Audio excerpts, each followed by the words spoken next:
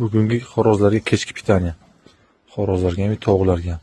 Tuxum, karam, piyoz, 2 xil sabzi, snok, lavlava, turp, zelinlar. 4 xil zelin. Bularni o'tkazib oldik, endi mana bu zelinlarni o'tkazib olamiz.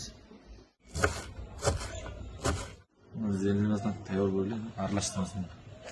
Akalar, buni qilishdan maqsad birovga reklama emas, pakazul emas. Prosta bilmaganlar uchun bu bitta ma'lumot. Xorozbozlar uchun. Haftaga 1-2 marta shunaqa qilib berib turish kerak xorozga. Tuxumni ham o'tkazib ichiga aralashtiramiz. Keyin bizga ana ko'choqni ham tashlab yuborish yo'q. Bu qoni kalsiy bu. Xorozlarda bu joyga vahshiy bermasdi. Shunga buni ham maydalab ichiga solib yuboramiz.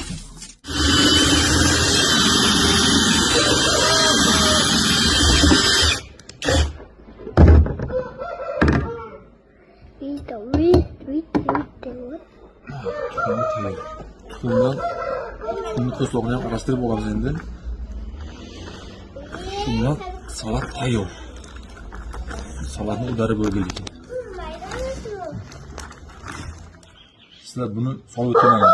Bu juda qiyin narsa, prosta uyga ortib qo'ygan ekan, shuni solyapman.